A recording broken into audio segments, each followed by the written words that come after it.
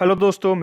तो सबसे पहले शुरू करने से पहले मैं आपको कुछ छोटे-छोटे जो कॉन्सेप्ट्स हैं जो आपको ये समझने में आसानी करेंगे, तो हम पहले वो डिस्कस करते हैं। अगर आपने सुना होगा, एक कॉन्सेप्ट होता है net demand and time liability, जिसे हम एनडीटीएल भी कहते हैं, अगर आपने ये सुना हो तो। एनडीटीएल एग्जैक्टली होता क्या है? मान लीजिए 1 जनवरी को आपने एक बैंक में ₹500 जमा कराए, 2 जनवरी को ₹300 निकाल लिए। पॉजिटिव का मतलब है बैंक में जमा कराए, नेगेटिव का मतलब है बैंक से निकाले, ठीक है? तो आपने ₹500 जमा कराए, अगले दिन 300 निकाल लिए, फिर 100 जमा करा दिए। तो अब क्या होता है, जो आप पैसा जमा करा रहे हो बैंक में, वो बैंक की एक लायबिलिटी होती है। मतलब कि वो पैसा बैंक को आपको कभी ना कभी वापस करना है, और बैंक को उस पे आपको ब्याज भी देना है। जो इंटरेस्ट हम कहते हैं, वो भी बैंक को आपको देना पड़ेगा। तो इस वजह से, क्योंकि वो पैसा बैंक को आपको वापस करना है, तो उसे हम कहते हैं लायबिलिटी ऑफ द बैंक। मतलब कि जो पैसा आपने डिपॉजिट कराया है, वो आपका तो एसेट है कि हाँ भाई, मेरा पैसा बैंक में जुड़ रहा है, वो आपका एसेट है। लेकिन बैंक के लिए वो क्या है? वो लायबिलिटी है, क्योंकि बैंक को उसका प्रिंसिपल भी वापस करना है, और उस पर जो इंटरेस्ट लग रहा है, जो ब्याज लग रहा है, वो भी वापस करना है। तो एनडीटीएल का मतलब है net demand and time liability. अब अगेन, लायबिलिटी जो आप पैसा जमा करा रहे हो, वो दो तरीके की होती है। एक होती है डिमांड लायबिलिटी, एक होती है टाइम लायबिलिटी। डिमांड लायबिलिटी का मतलब, जैसे कि आप करंट अकाउंट, सेविंग अकाउंट में पैसा जमा करा रहे हो, तो उसे हम कहते हैं डिमांड लायबिलिटी। की मतलब आप जब मर्जी बैंक जा सकते हो, आप उस पैसे को निकाल सकते हो। मतलब जब आप डिमांड करोगे, बैंक को वो पैसा आपको वापस करना पड़ेगा, तो इसलिए हम उसे कहते हैं डिमांड लायबिलिटी। ये इसका एक कीवर्ड होता है कासा। कासा मतलब करंट अकाउंट, सेविंग अकाउंट। तो आप डिमांड लायबिलिटी को कासा से आप रिमेंबर कर सकते हो। दूसरी लायबिलिटी होती है टाइम लायबिलिटी।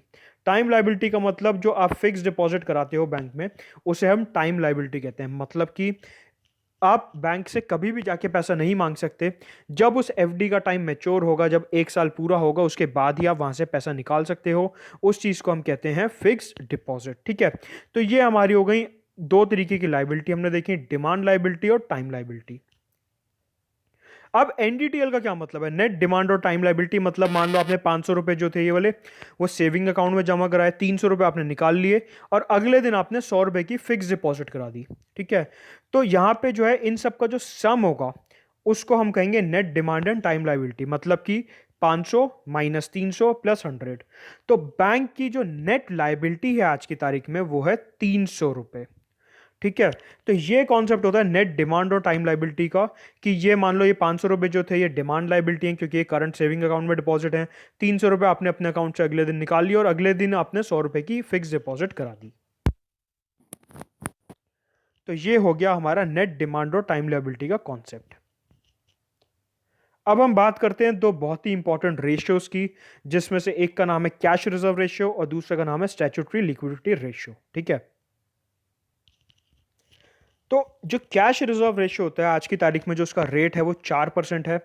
मतलब कि 4% पैसा जो है, वो आपको रिजर्व बैंक ऑफ इंडिया के साथ कैश के फॉर्म में डिपॉजिट कराना है, ठीक है? ये आपको पता होगा, आई गेस, अगर आपने इकोनॉमिक्स पढ़ी होगी, कि कैश रिजर्व रेशियो क्या होता है। तो जो 4% हम बोलते हैं कि कैश रिजर्व रेशियो 4% है, तो वो 4% किसका 4% है? जीडीपी का, फिजिकल डेफिसिट का, करंट अकाउंट डेफिसिट का, किसका?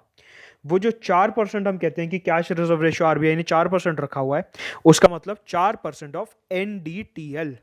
जो हमने इस वाली स्लाइड में अभी एनडीटीएल कैलकुलेट करा है, इसका 4% जो है, वो कैश रिजर्व रेशियो माना जाएगा। तो मतलब कि 4% ऑफ ₹300 ₹12।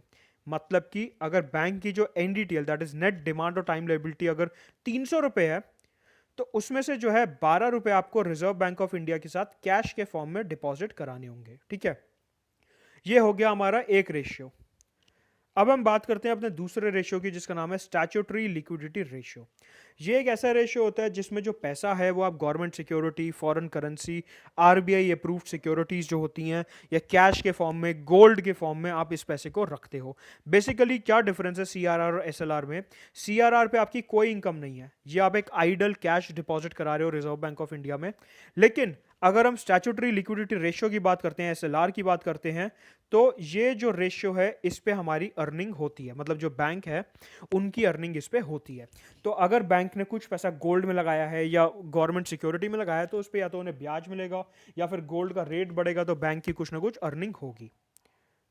अभी जो SLR रेट है वो 19.5% चल रहा है, ठीक है। 19.5% किसका? Again 19.5% NDTL, that is net demand और टाइम लाइबिलिटी का। तो 19.5% अगर हम 300 रुपए का कैलकुलेट करें तो वो आता है 58.5। तो हमने ये देखा कि जितना भी पैसा बैंक के पास डिपॉजिट में आ रहा है एज इट इज वो लोन में उसे नहीं घुमा सकते, उन्हें कुछ पैसा जो है CRR के फॉर्म में अलग निकालना पड़ेगा और कुछ SLR के फॉर्म में अलग निकालना पड़ेगा। तो क्योंकि नेट डिमांड और टाइम लाइबिलिटी जो थी वो 300 रुपए थी,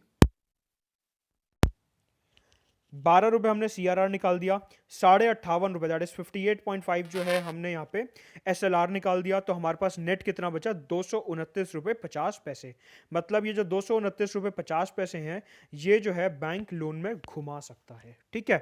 तो हमने अभी तक देखा कि जो NDTL बैंक के पास आ रहा है उसमें से बैंक को अलग से क्या क्या रखना पड़ता है, ठीक है। अब हम बात करते हैं बेसल 3 नॉर्म्स की। बेसल 3 नॉर्म्स, अब अगर हम बात करें कि ये बेसल 3 नॉर्म्स क्या है, बेसल 3 नॉर्म्स का मतलब है कि आप SLR और CRR तो मेंटेन कर रहे हो, जो कैपिटल जो कैश रिजर्व रेशियो और जो स्टैट्यूटरी लिक्विडिटी रेशियो है वो आप मेंटेन कर रहे हो, बहुत अच्छी बात है, ठीक है। बैंक्स को अपनी स्टेबिलिटी मेंटेन करने के लिए अलग से एक कैपिटल बेस बनाना पड़ेगा और उसे हम कहते हैं बेसल 3 नॉर्म्स। बेसल 3 नॉर्म्स ये कहते हैं कि मान लो अगर आपने 100 रुपए का लोन किसी को दिया है तो आपको उस 100 रुपए का 10% दैट इज 10 रुपए एक अलग से कैपिटल बेस बनाना होगा। एक अलग से आपको, मान लो आपके 3 लॉकर हैं, एक लॉकर में आपने CRR डाल दिया, एक लॉकर में आपने SLR डाल दिया, तो जो आपका तीसरा लॉकर है इसमें आप एक कैपिटल बेस बनाओगे सिर्फ स्टेबिलिटी के लिए, ठीक है। तो ये जो 10 रुपए हैं ये इस तीसरे लॉकर में जाएंगे। तो बेसल 3 नॉर्म से कहते हैं कि जितना भी आपने लोन दिया है उसका 10% जो है आप एक कैपिटल बेस के फॉर्म में मेंटेन करोगे। These are what is known as the Basel 3 norms. तो हर बैंक को, जितने भी बैंक्स हैं उन्हें बेसल 3 नॉर्म्स मानना पड़ेगा और जितना भी वो लोन दे रहे हैं उसका 10% उन्हें अलग से कैपिटल बेस, मान लो एक अलग से आपने अपनी एक पिगी बैंक बना लिया, एक गुल्लक बना ली, उसमें आप अलग से 10% जितना भी आप लोन दे रहे हो उसका 10% आप अलग से मेंटेन करते रहोगे। तो ये होते हैं बेसल 3 नॉर्म्स। और ये जो कैपिटल बेस आपको बनाना है, जैसे कि मैं बार बार रिपीट कर रहा हूं, ये CRR और SLR से सेपरेट है, ये उनसे अलग है, ठीक है। तो अब एक्चुअल फिगर्स क्या हैं बेसल नॉर्म्स के अकॉर्डिंग? जो हमारे जितने भी लोन्स आज की तारीख में बाहर हमने दिए हुए हैं तो उसका 10% अगर हम कैलकुलेट करते हैं तो उन सब कैलकुलेशंस के अकॉर्डिंग हमारे को 31 मार्च 2019 तक 1,80,000 करोड़ रुपए और चाहिए।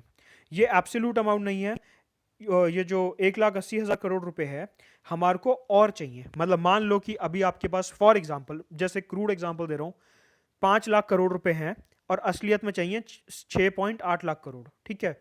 तो बेसल 3 नॉर्म्स के अकॉर्डिंग हमारे को 1.8 लाख करोड़ और चाहिए जिससे कि हम इस वाली फिगर पे पहुंच सकें। जिससे कि ये जो हमने ये जो कैलकुलेट करा है 6.8 लाख करोड़, ये बेसिकली वो फिगर है 10% जितने भी लोन्स आपने दिए हुए हैं, ठीक है। तो बेसिकली जो बेसल नॉर्म्स हैं उसमें आपको एक अलग से कैपिटल बेस बनाना है अपार्ट फ्रॉम CRR और SLR, ठीक है। तो ये जो है हमारे को अभी 31 मार्च 2019 तक 1.8 लाख करोड़, 1,80,000 करोड़ रुपए और चाहिए। अभी तक क्या हुआ था, गवर्नमेंट एक इंद्रधनुष प्लान लाई थी। उस इंद्रधनुष प्लान के अकॉर्डिंग बैंक्स जो थे जो सरकार है वो 70,000 करोड़ रुपए देगी बैंक्स को 4 इंस्टॉलमेंट में 2015 से 2019 के बीच में, ठीक है। अब जो बचा हुआ 1,10,000 करोड़ रुपए, ये देखो 1,80,000 करोड़ रुपए हमारे को चाहिए था, 70,000 करोड़ गवर्नमेंट ने दे दिए। तो गवर्नमेंट ने ये कहा कि जो बचा हुआ 1,10,000 करोड़ रुपए है ये बैंक्स खुद रेस करें, चाहे बॉन्ड इशू करें, शेयर्स बेचें, कहीं अपना प्रॉफिट कमाएं, जो मर्जी करें, वो भारत सरकार का मसला नहीं है। बैंक्स को 1,10,000 करोड़ रुपए और रेस करने पड़ेंगे। तो ये हमारे जो हैं एक्चुअल फिगर्स हैं, ये हमारी आज की तारीख में स्थिति है कि ये जो हमारे को एक 10% का कैपिटल बेस यहाँ पे मेंटेन करना है, ये 10% का बेसल 3 नॉर्म्स के अंडर एक कैपिटल बेस बनाना है, तो उसके लिए हमारे को 1,80,000 करोड़ रुपए और चाहिए। अगर फॉर एग्जांपल हमारे को 6.8 लाख करोड़ चाहिए और 5 लाख करोड़ अभी हमारे पास हैं, तो ये जो है ये शॉर्टफॉल है, ठीक है, इतना हमारे को एक्स्ट्रा चाहिए। इसमें से सरकार ने 70,000 करोड़ दिया, बैंक जो है 1,10,000 करोड़ रुपए खुद रेस करेंगे। आज की तारीख में स्थिति ये है। अब इस चीज़ को थोड़ी देर के लिए भूल जाओ, एक कॉन्सेप्ट समझते हैं, उसके बाद इस चीज़ को दोबारा यूज़ करेंगे। तो ये जो फिगर्स हमने जितने भी निकाले हैं, ये आप ध्यान रखना कि ये बेसल 3 नॉर्म्स के फिगर्स हैं, ठीक है।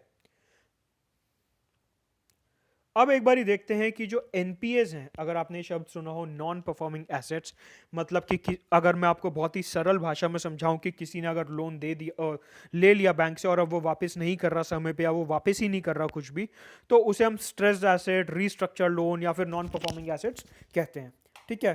तो अब क्या हो रहा है कि जो एनपीएज हैं, ये जो नॉन परफॉर्मिंग एसेट्स हैं, इनका क्या इम्पैक्ट पड़ेगा बैंक्स पे, हम वो देखेंगे। मान लो 100 रुपए का लोन दिया, ठीक है। कैपिटल जो है वो आपको 10 रुपए मेंटेन करना है एज पर बेसल 3 नॉर्म्स, ठीक है। अब आपका एनपीए जो हो गया वो 5 रुपए हो गया यहाँ पे, मान लो। अब क्या हुआ, क्योंकि एनपीए 5 रुपए है, इसका मतलब ये एज्यूम कर लो कि ये जो 5 रुपए हैं ये वापस नहीं आएंगे, ठीक है। ये इजी तरीके से आपको समझा रहा हूँ। एनपीए का मतलब ये होता है कि जब डिले इन पेमेंट होता है या वापस आने की उम्मीद बहुत कम होती है। यहाँ पे आप सिंप्लिसिटी के लिए इसे ये मान लो कि जो 5 रुपए हैं ये आपके मर गए, ये वापस नहीं आएंगे अब। तो क्या हुआ, क्योंकि ये 5 रुपए मर गए और ये जो 5 रुपए हैं ये आपने किसी डिपॉजिटर से लिए हुए थे, मतलब कि ये बैंक है, ये एक डिपॉजिटर है और ये एक कंपनी वाला है, ठीक है। इस व्यक्ति ने यहाँ पे अपने 100 रुपये जमा कराए थे और ये 100 रुपये बैंक ने आगे लोन में दे दिए। मान लो CRR SLR वगैरह भी नहीं है, सिंपलिसिटी के लिए मान लो इस चीज़ को। तो जब इस वाले व्यक्ति ने 100 रुपये यहाँ पे बैंक में दिए और इस बैंक ने 100 रुपये आगे कॉरपोरेट को दे दिए और ये 100 रुपये वापस नहीं कर पाया, तो वो तो जो है बैंक और इस कॉरपोरेट के बीच की ट्रांजैक्शन है, ठीक है। बैंक को तो इस व्यक्ति को पैसे वापस करने ही पड़ेंगे, क्योंकि वो तो एक लाइबिलिटी है बैंक के ऊपर। तो अब वो बैंक कहीं से भी लाए, बैंक को तो वो 100 रुपये वापस करने ही पड़ेंगे। तो ये जो है एनपीए, इवन तो 5 रुपये का यहाँ पे एनपीए हो गया, कॉरपोरेट जो है वो बैंक को वापस नहीं कर रही पैसा, लेकिन बैंक ने जिससे भी डिपॉजिटर से लिया था, बैंक को तो वापस करना ही पड़ेगा ना, ठीक है। तो यहीं से क्या उठ के आता है कि वो 5 रुपये का जो लोन था वो तो मर गया, तो इसका मतलब 95 रुपये का लोन और बचा बैंक के ऊपर। और जो कैपिटल था, जो कैपिटल पहले हमने 10 रुपये मेंटेन किया हुआ था, अब वो रह गया 5 रुपये, क्योंकि जो ये जो व्यक्ति था यहाँ पे जिसने अपने पैसे डिपॉजिट कराए थे, उसको बैंक ने इस कैपिटल बेस में से पैसा दिया, ठीक है। एक बार फिर रिपीट कर रहा हूँ, लोन 100 रुपये का था, 10 रुपये कैपिटल बेस था as per the Basel 3 norms, क्योंकि हमारे को 10% मेंटेन करना है, ठीक है। मान लो 5 रुपये का एनपीए हो गया, मतलब 5 रुपये वापस नहीं आ रहे, तो लोन बचा 95 रुपये का, क्योंकि 5 रुपये का लोन तो खत्म हो गया, और कैपिटल में बचा 10 रुपये की जगह 5 रुपये, क्योंकि इसी कैपिटल बेस में से जो वो डिपॉजिटर था बैंक ने उसको 5 रुपये दिए थे, ठीक है। अब क्या हुआ, ठीक है, ये लोन हो गया हमारा 95 रुपये का, कैपिटल बचा 5 रुपये। अब एनपीए का हमारे बैंकिंग सिस्टम की स्टेबिलिटी पे क्या फ़र्क पड़ा? फ़र्क ये पड़ा कि मान लो 95 रुपये का आपने लोन दिया हुआ है, बेसल 3 नॉर्म्स के अकॉर्डिंग आपका जो कैपिटल है वो 9.5 रुपीज़ होना चाहिए, ठीक है। लेकिन आपका जो कैपिटल बेस है वो अब यहाँ पे सिर्फ 5 रुपये ही बचा है, क्योंकि जो 5 रुपये बचा हुआ था वो आपने डिपॉजिटर को दे दिया, जिसका पैसा आपने वापस करना था। तो बेसिकली एनपीए की वजह से क्या हुआ कि जो आपका एक कैपिटल बेस था, जो आपका कैपिटल फंड था, वो इरोड हो गया, वो डेप्रिशिएट हो गया, वो कम हो गया, वो डिके कर गया, ठीक है। तो इसे हम कहते हैं कैपिटल इरोजन। मतलब कि पहले जो आपके कैपिटल बेस में 10 रुपये थे, अब एनपीए की वजह से, क्योंकि जिस कॉर्पोरेट ने आपसे लोन लिया था उसने लोन वापस नहीं किया, उस वजह से जो आपका कैपिटल बेस है वहां पे इरोजन शुरू हो गया। तो जो पहले 10 रुपये था अब वो 5 रुपये बचा है। तो हमने ये देखा कि यहाँ पे जो है हमारा कैपिटल बेस का इरोजन हो रहा है बिकॉज ऑफ एनपीएस। एनपीएस की वजह से जो है हमारा जो एक बैंक्स की जो स्टेबिलिटी है, ये जैसा कि मैंने आपको बताया था कि जो बेसल 3 नॉर्म्स हैं वो जो है बैंकिंग स्टेबिलिटी के लिए बनाए गए हैं। जो आपको कैपिटल मेंटेन करना है 10% का, वो एक आपको स्टेबिलिटी के लिए मेंटेन करना है। तो अब यहाँ पे क्या हुआ कि लोन के हिसाब से आपका जो कैपिटल बेस है वो 9.5 रुपये होना चाहिए था, लेकिन अब वो सिर्फ 5 रुपये बचा है। तो इसका मतलब जैसे जैसे हमारा कैपिटल बेस जो है लोन के प्रपोर्शन में कम होता रहेगा, जो हमारा कैपिटल रेशियो होना चाहिए 10% का, वो कम होता रहेगा। तो इसका मतलब ये हुआ कि जो हमारी बैंकिंग स्टेबिलिटी है उसको कहीं ना कहीं यहाँ पे खतरा हो रहा है। अब क्या, अब हम यहाँ पे क्या कर सकते हैं? तो अब हम यहाँ पे ये करेंगे कि कैपिटल बेस जो है वो 5 रुपये है, क्योंकि 5 रुपये जो बचा हुआ है वो हमने डिपॉजिटर को दे दिया। और जो कैपिटल मेंटेन करना था वो 9.5 रुपये मेंटेन करना है, क्योंकि जो हमारे लोन्स हैं वो यहाँ देखो 95 रुपये के हैं, ठीक है। तो उस हिसाब से हमारे को जो कैपिटल मेंटेन करना है वो 9.5 रुपये का मेंटेन करना है। तो इसका मतलब अभी जो है हमारे को बैंक्स की स्टेबिलिटी मेंटेन करने के लिए और बेसल 3 नॉर्म्स को फॉलो करने के लिए हमारे को 4.5 रुपये और चाहिए। मतलब कि इस 5 रुपये में 4.5 रुपये जोड़ दोगे तो जो आपका कैपिटल बेस है वो 9.5 रुपये का बन जाएगा। दैट इज जो आपके 95 रुपये के लोन गए हुए हैं उसका 10% का ये जो है आपका एक कैपिटल बेस तैयार हो जाएगा यहाँ पे। तो इसका मतलब ये 4.5 रुपये बैंक्स को अभी और चाहिए, जिससे कि उनका जो बेसल 3 नॉर्म्स है वो मीट कर सकें और जो कैपिटल रिक्वायरमेंट है उनकी उसको भी पूरा कर सकें और बैंकिंग स्टेबिलिटी बनाए सकें, ठीक है। वो अब सवाल ये उठता है कि ये जो पैसा आना है ये कहाँ से आएगा। ये जो पैसा है ये अलग अलग सोर्सेज से आ सकता है। एक कि सरकार कहे कि क्योंकि पब्लिक सेक्टर बैंक्स में हमारी मेजॉरिटी शेयर होल्डिंग है, हम ही यहाँ के मालिक हैं, तो ये 4.5 रुपये एज इट इज़ हम आपको दे देते हैं। या फिर बैंक्स जो हैं वो खुद अपने लोन दे दे के प्रॉफिट कमाएं, या फिर जो प्राइवेट इन्वेस्टर्स हैं वो बॉन्ड खरीद ले बैंक के, या फिर वो शेयर्स खरीद ले बैंक के। तो इन 3-4 तरीके से आ सकता है। वो क्या तरीके हैं और डिटेल में वो मैं आपको आगे बताऊंगा अभी स्लाइड्स में। तो बेसिकली बात यहाँ पे ये रही कि अगर एनपीएस की वजह से हमारा जो कैपिटल बेस है वो इरोड हो रहा है, जो हमारा कैपिटल इरोजन हो रहा है, तो उसके बाद हमारे को उसे कंपनसेट करने के लिए बाहर से एडिशनल फंडिंग देनी पड़ेगी, जिससे कि हमारा जो कैपिटल बेस है वो 10% पे मेंटेन रह सके। अब एक कॉन्सेप्ट और समझते हैं, डिस्गाइज्ड एनपीएस। क्या मतलब है इसका कि लोन मान लो 100 रुपए था, कैपिटल बेस 10 रुपए है, 5 रुपए का एनपीए हो गया। सेम एग्जांपल कंसिडर कर रहे हैं, ठीक है। अब क्या किया बैंक्स ने, अब ये तो ऑब्वियसली बैंक्स की मर्जी है कि वो किसी लोन को एनपीए घोषित करते हैं या नहीं करते, किसी लोन को एनपीए डिक्लेयर कर रहे हैं या नहीं कर रहे, वो तो टोटली बैंक्स की मर्जी है। तो अब क्या कर रहे हैं कुछ बैंक्स, वो एनपीएस को रिकॉग्नाइज ही नहीं कर रहे। मतलब कि इवन दो 5 रुपए का उनका लोन एनपीए बन चुका है, लेकिन वो उसको एनपीए घोषित नहीं कर रहे, उसको कैटेगराइज नहीं कर रहे एनपीए में। क्यों? क्योंकि अगर उन्होंने 5 रुपए एनपीए घोषित कर दिया तो उनका जो कैपिटल बेस है वो 5 रुपए रह जाएगा कैलकुलेशंस में और अकाउंटिंग शीट्स में। तो उससे क्या होगा कि जो कैपिटल रेशियो है वो डिक्लाइन कर जाएगा। मतलब अभी तो ये जो कैपिटल रेशियो है आपका वो 10% है। अगर आप ये कैलकुलेशन करके देखो तो 10% आया ना। फिर क्या होगा अगर लोन जो है वो 95 रुपए का रह गया और ये जो है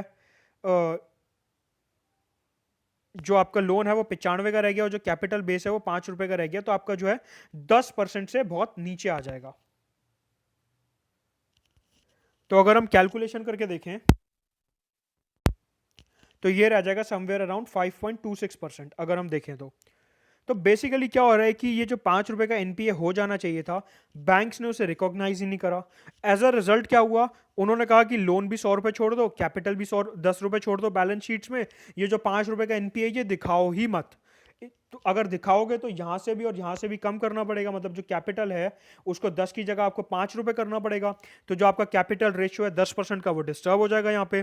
तो बैंक्स क्या कर रहे हैं, वो एनपीए को रिकॉग्नाइज ही नहीं कर रहे, कह रहे हैं जो लोन है उसे पड़ा रहने दो, हम मान ही नहीं रहे कि ये एनपीए है। तो अब क्या हो रहा है, ये सिर्फ और सिर्फ एक जो कहते हैं ना कि आंखों पे पट्टी बांध के घूम रहे हैं, जो हो रहा है होने दो, ये वाली चीज हो रही है कि इवन दो एनपीए आपका 5 रुपए का हो गया है लेकिन आप उसे मान नहीं रहे, जिससे कि जो आपका कैपिटल रेशियो है वो 10% पे बना रहे। मतलब कि जो कैपिटल बेस है वो 10 रुपए पे रहे और जो लोन है वो 100 रुपए पे रहे। क्योंकि अगर आपने 5 रुपए एनपीए रिकॉग्नाइज कर लिया तो इसका मतलब आपके लोन रह गए 95 रुपए के और जो आपका कैपिटल बेस है वो रह गया 5 रुपए का। तो जैसे ही आपका कैपिटल बेस 5 रुपए का रह गया, जो आपके कैपिटल रेशियो 10% होना चाहिए था, जो आपका 10% कैपिटल रेशियो होना चाहिए था, वो अब नहीं रहेगा।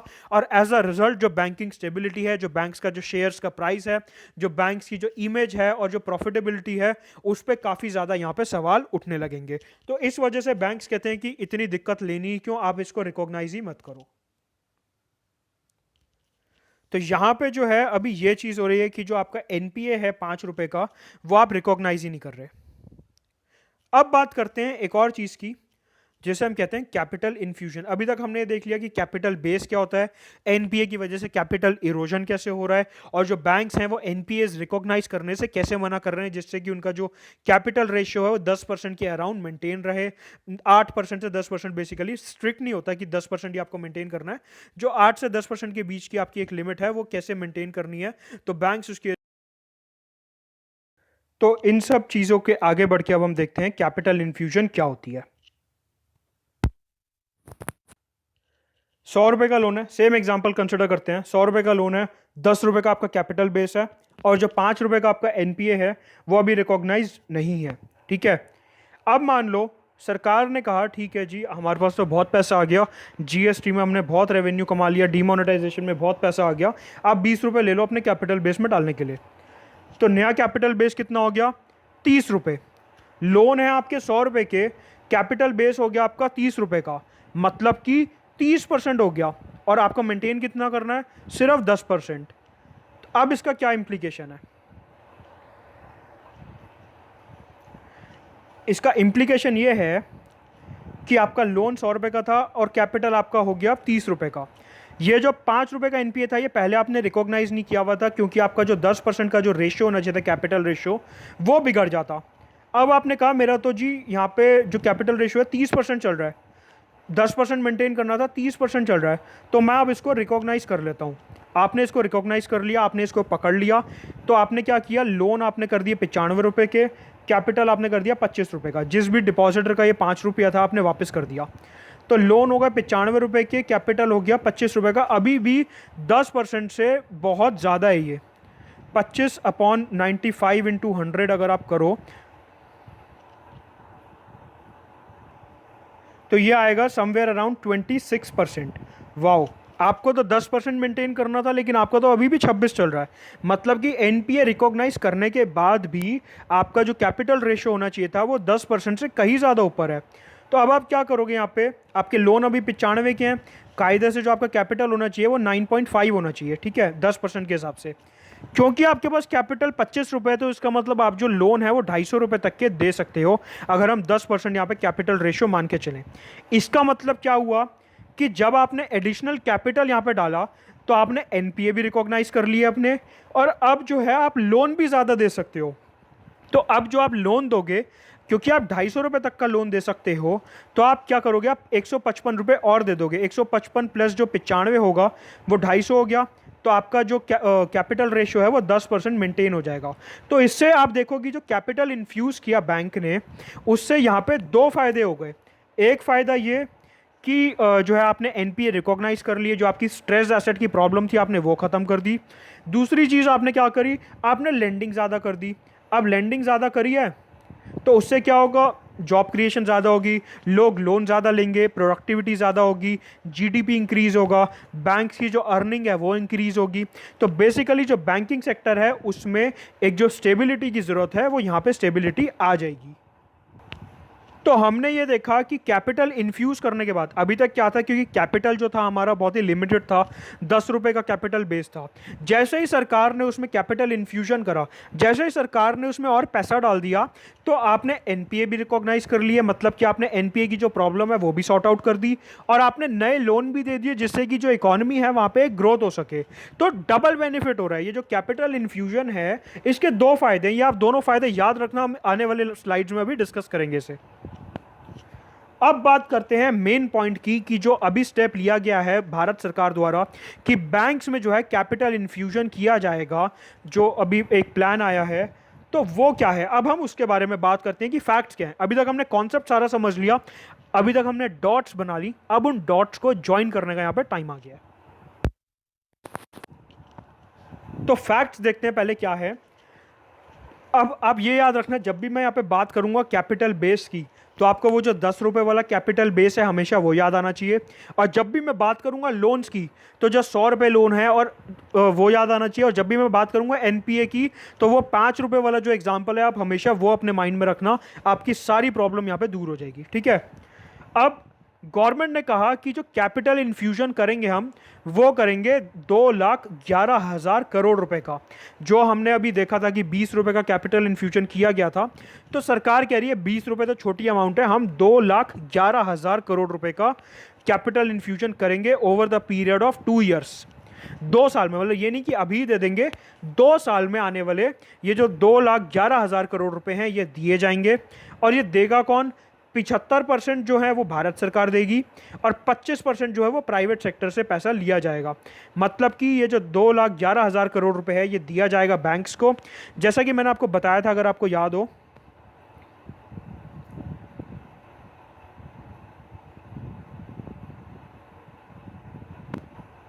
कि जो पैसा आ सकता है वो सरकार से भी आ सकता है, वो प्राइवेट इन्वेस्टर से भी आ सकता है, और वो बैंक्स अपने प्रॉफिट से भी जोड़ सकते हैं। ठीक है, जो हमने कैपिटल शॉर्टफॉल की यहाँ पे बात करी थी कि हमारे को एडिशनल कैपिटल चाहिए, तो अब सरकार ने इसकी क्या करा है कि जो 2,11,000 करोड़ रुपए हैं उसमें 75% जो है वो सरकार देगी और जो 25% है वो प्राइवेट सेक्टर से लिया जाएगा।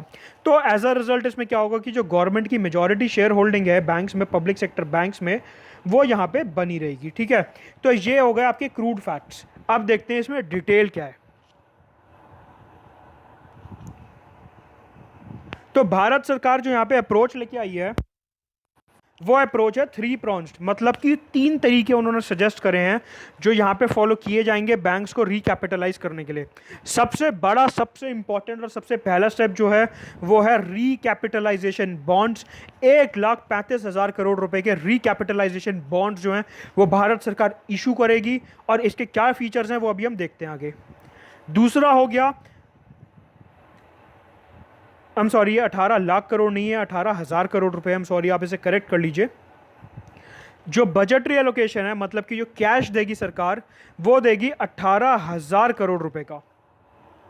ठीक है, 18,000 करोड़ रुपए जो है सरकार देगी in the form of budgetary allocation. मतलब कि जब अगली स्पीच आएगी अरुण जेटली की पार्लियामेंट में, बजट स्पीच, तो उसमें वो अनाउंस करेंगे कि हम 18,000 करोड़ रुपए जो है पब्लिक सेक्टर बैंक्स में इन्फ्यूज करेंगे। ठीक है, तीसरी जो है कि बैंक जो है वो प्राइवेट सेक्टर के थ्रू 58,000 करोड़, यहाँ पे भी लाख की जगह आप इसे हज़ार कर लीजिए, 58,000 करोड़, 58,000 करोड़ रुपीज़ जो हैं वो प्राइवेट सेक्टर से लिए जाएंगे। मतलब कि जो बैंक्स हैं वो शेयर्स इशू करेंगे मार्केट में और जो प्राइवेट सेक्टर है वो उन्हें खरीदेगा।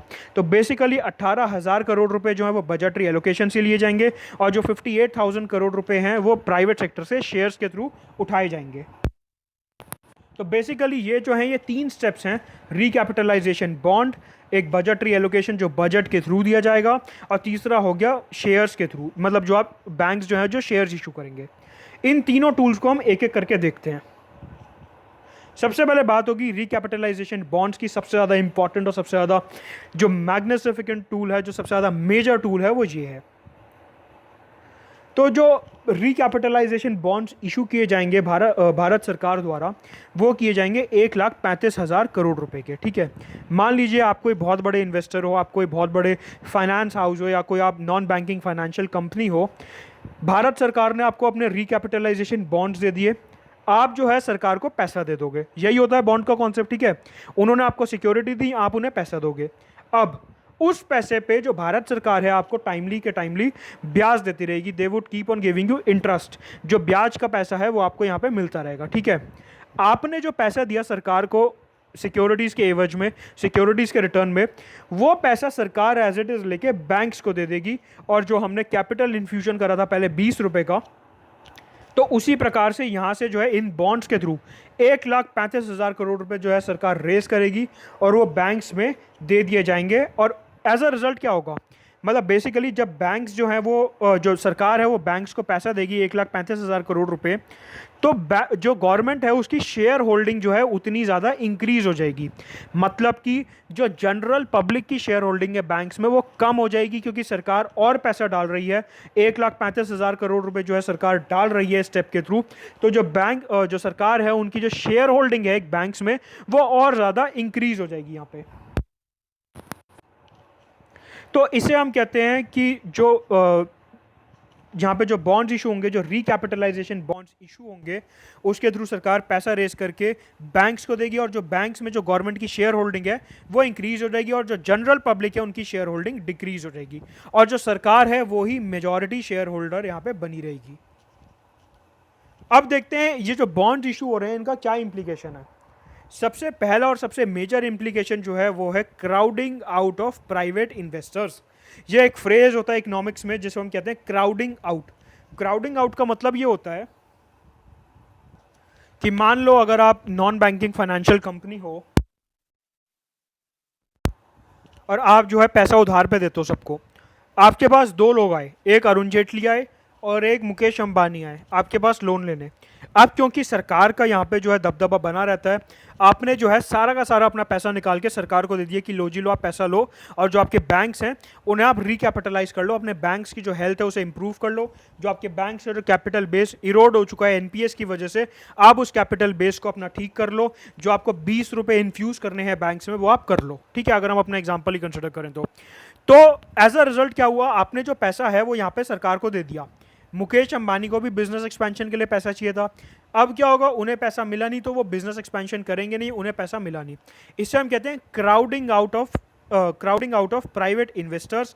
मतलब कि जो प्राइवेट इन्वेस्टर्स हैं उन्हें यहाँ पे जो पैसा चाहिए था बिजनेस के लिए वो नहीं मिल रहा, उसे हम कहते हैं क्राउडिंग आउट इफेक्ट। मतलब कि वो बाहर जा रहे हैं, वो कमरे से बाहर जा रहे हैं। आप ऐसा मान लो कि पैसा नहीं मिल रहा, हम जा रहे हैं बाहर, उसे हम कहते हैं एक तरीके से crowding out of private investors. मतलब कि जो पैसा बचा बाजार में, जो मतलब लिमिटेड अमाउंट ऑफ पैसा ही है आपके पास, लिमिटेड पैसा ही तो है उधार पे देने को, आपने क्या किया, आपने सरकार को दे दिया, मुकेश अंबानी को नहीं दिया।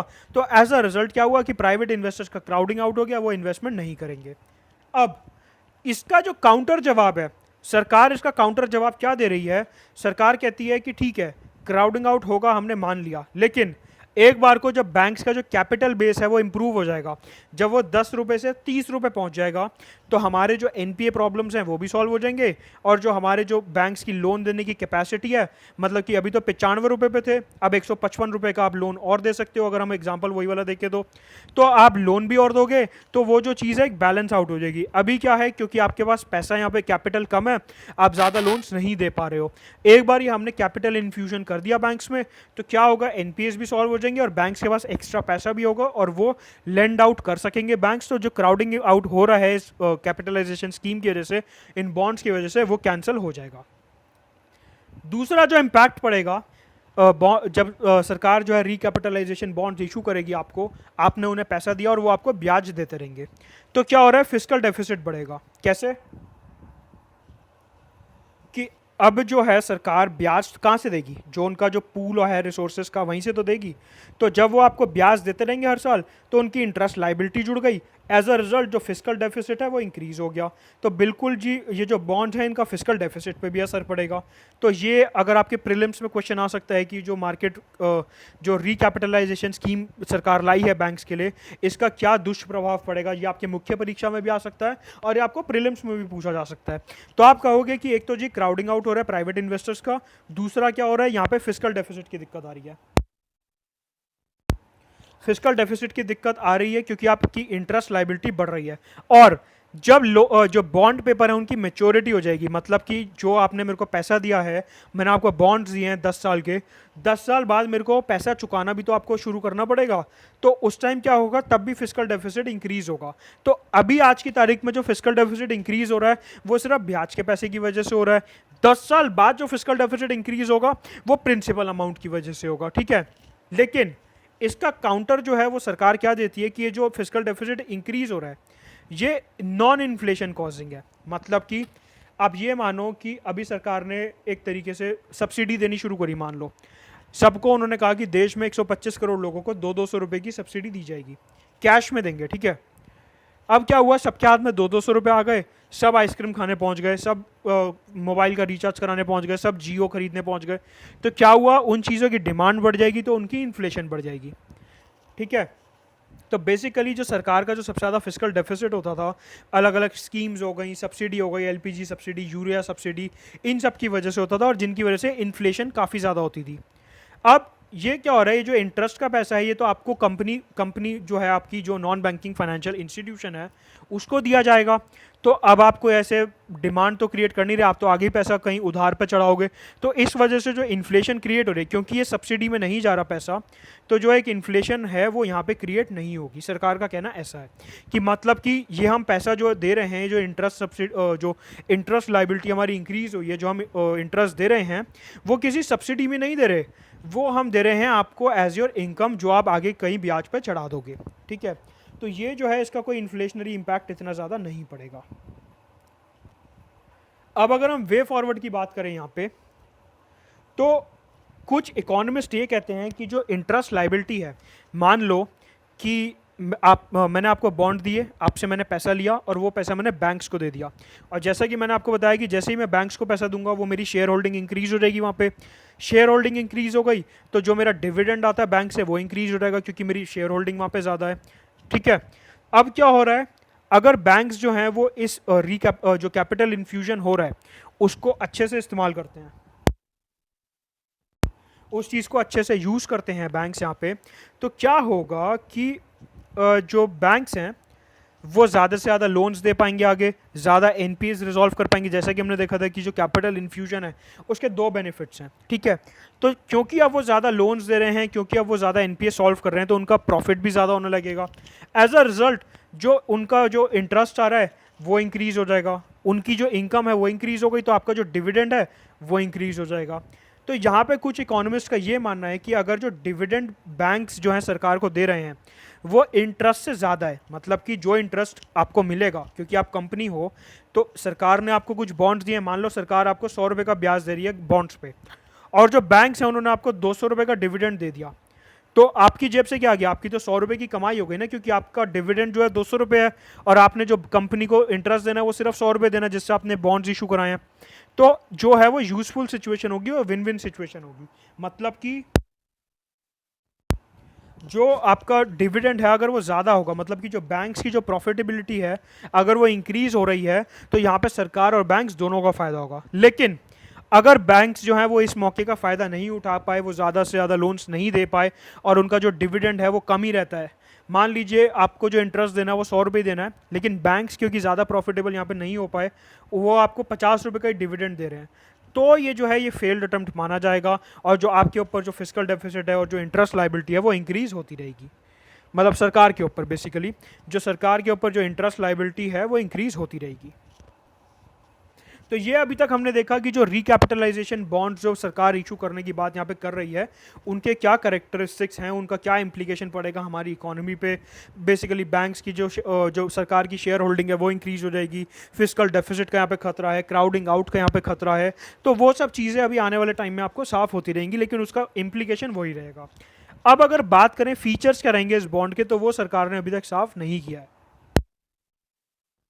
कि इन बॉन्ड्स के जो फीचर्स हैं वो क्या रहेंगे, कि वो ट्रेडेबल होंगे या नहीं होंगे। मतलब मान लो आप जो है नॉन बैंकिंग फाइनेंशियल कंपनी हो और मैं सरकार हूँ, मैंने आपको बॉन्ड्स दिए, आपने मेरे को पैसा दे दिया, अब वो जो बॉन्ड्स हैं क्या वो आप आगे किसी को बेच सकते हो या नहीं, आप उसे सेकेंडरी जो कैपिटल मार्केट है वहाँ बेच सकते हो नहीं, आप उसे एज लोन कोलेट्रल रख सकते हो या नहीं, तो वो सारी बातें जो हैं वो अभी मिसिंग है, वो क्लियर नहीं है। तो जैसे जैसे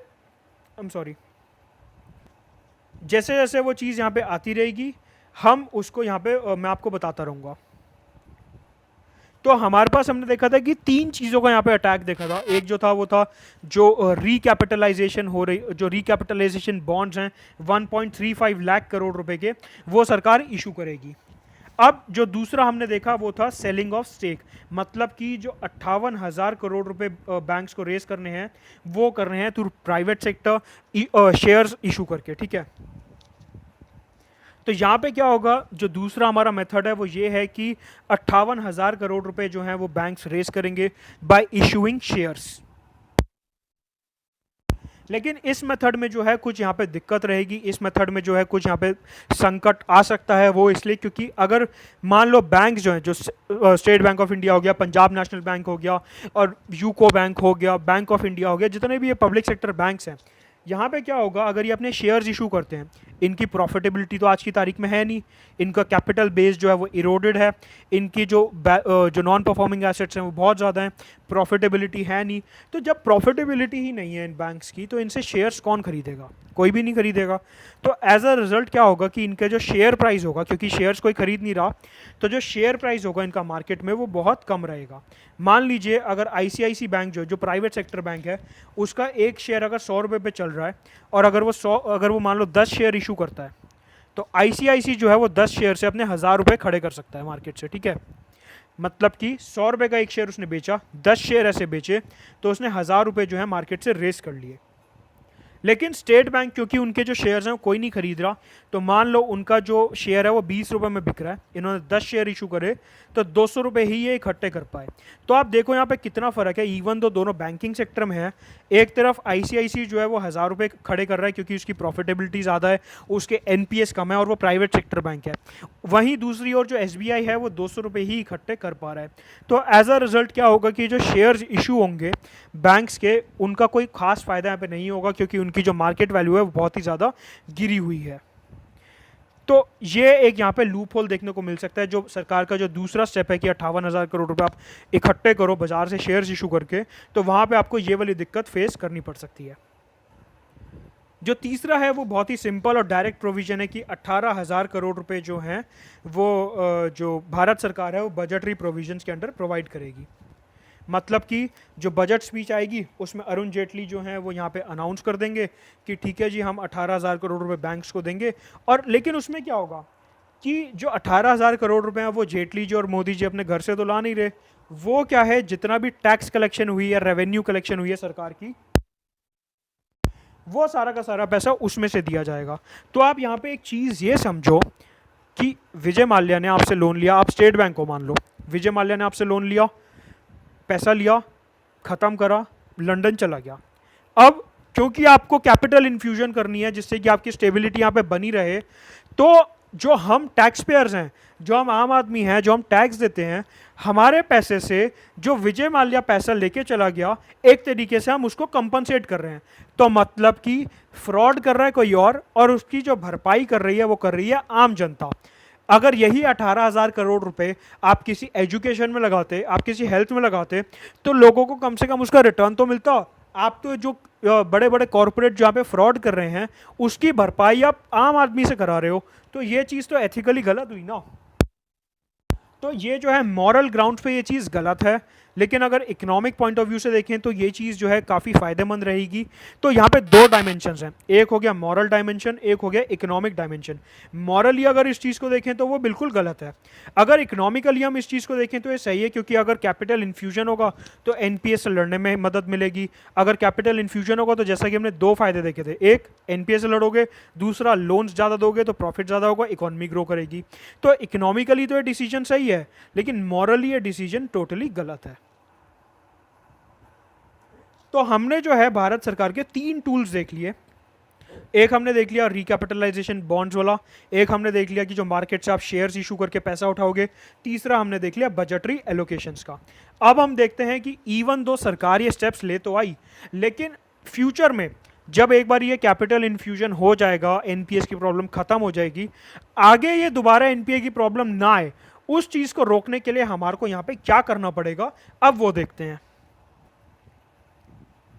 तो सबसे पहली बात, जैसे ही कैपिटल इन्फ्यूजन हो, बैंक्स को सबसे पहले एनपीएस रिकॉग्नाइज कर लेने चाहिए, जिससे कि एनपीएस के रेजोल्यूशन में कोई देरी ना हो। जैसा कि मैंने आपको बताया था, वो 5 रुपये का जो एनपीए आपको रिकॉग्नाइज करना है, तो जैसे ही कैपिटल इन्फ्यूजन यहाँ पे हो, आप एनपीएस रिकॉग्नाइज कर लो, उनको जल्दी से जल्दी आप जो है सॉल्व करो।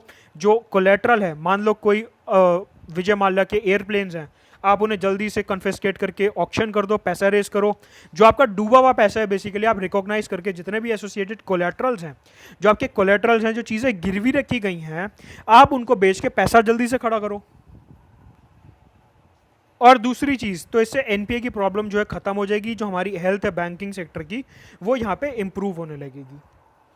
दूसरी चीज़, जैसे ही कैपिटल इन्फ्यूजन के बाद एनपीए की प्रॉब्लम सॉल्व होने लगेगी और बैंक्स के पास जो है 155 रुपये वो और दे सकते हैं लोन में, एग्जांपल याद करो दोबारा से, तो क्या होगा एमएसएमई जो माइक्रो स्मॉल और मीडियम सेक्टर एंटरप्राइजेज हैं उनको ज़्यादा लोन दिया जाएगा, जॉब ज़्यादा क्रिएट होगी, इकोनॉमी में ग्रोथ होगी, डिमांड बढ़ेगी, जीडीपी बढ़ेगा, एम्प्लॉयमेंट बढ़ेगी। तो बेसिकली ये एक ओवरऑल डेवलपमेंट इस प्लान से यहाँ पे हो सकती है। लेकिन ये तभी होगी जब बैंक्स जो हैं जल्दी से जल्दी एनपीएस को रिकॉग्नाइज करके उन्हें ख़त्म करें। लास्ट स्लाइड में अगर हम बात करें मॉरल हैजार्ड्स की, तो एक मॉरल हैजार्ड हमने देख लिया था कि एथिकली ये चीज़ गलत है कि फ्रॉड कोई और कर रहा है और पैसा जो है वो जनता दे रही है। यहाँ पे दो मॉरल हैजार्ड्स और हैं। वो क्या? मान लो विजय माल्या ने यहाँ पे एनपीए क्रिएट कर दिए, विलफुल डिफॉल्टर घोषित हो गए, जानबूझ के पैसा नहीं दिया, लेके भाग गए, और अब उसकी भरपाई जो है पब्लिक कर रही है टैक्स पेयर के पैसे से। ठीक है, अब क्या होगा? मान लो मुकेश अंबानी को रात को सपना आया कि विजय माल्या लेके भाग गया और मैं भी नहीं देता, क्या होगा? टैक्स पेयर फिर से पैसा दे देंगे। तो ये जो एक कैपिटल इन्फ्यूजन हो रहा है बैंक्स में, ये कहीं ना कहीं यहाँ पे जो है ये एक मॉरल हैजार्ड क्रिएट कर रहा है। ये दूसरे लोगों को मोटिवेट कर रहा है कि ठीक है कुछ होगा तो क्या होगा, ज़्यादा सा टैक्स पेयर जो है फिर से पैसा दे देंगे। तो ये एक मॉरल हैजार्ड हो गया। दूसरा ये कि बैंक्स भी जो हैं उनमें भी एक लैप्स हो सकता है, उनमें भी एक कॉम्प्लेसेंसी हो सकती है, उनमें भी एक जो है रिलीफ हो सकता है कि ठीक है यार एनपीए हो रहे होने तो हम मेहनत क्यों करें, सरकार जो है वो टैक्स पेयर से पैसा लेके फिर से हमारे को दे ही देगी, सरकार जो है वो रिकैपिटलाइजेशन कर ही देगी, तो हम इतनी यहाँ पे मेहनत क्यों करें। तो यहाँ पे जो है ये एक इम्प्लीकेशन देखने को मिल सकता है कि बैंक्स जो है वो यहाँ पे और ज़्यादा कंप्लेसेंट हो सकते हैं। और एक बात और यहाँ पे ध्यान रखना कि जो पब्लिक सेक्टर बैंक्स हैं, स्टेट बैंक हो गया, यूको हो गया, पंजाब नेशनल बैंक हो गया, बैंक ऑफ इंडिया हो गया, तो यहाँ पे क्या हो रहा है कि जो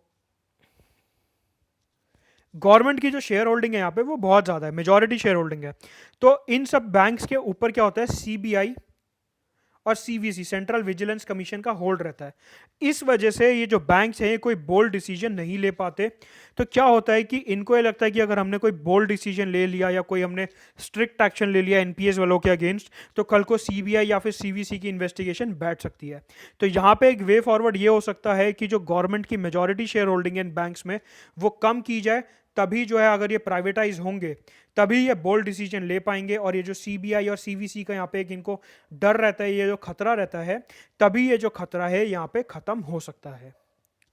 तो इस लेसन में इतना ही। आपको आई होप समझ आया होगा कि यहाँ पर रिकैपिटलाइजेशन हो रही है और उसके क्या क्या इंप्लीकेशन हैं अलग अलग सेक्टर पे। तो आपको कोई भी डाउट हो, कोई भी आपको ओपिनियन हो, आप कमेंट सेक्शन में मेंशन कर सकते हो। Also you can contact me on Facebook and Quora. धन्यवाद।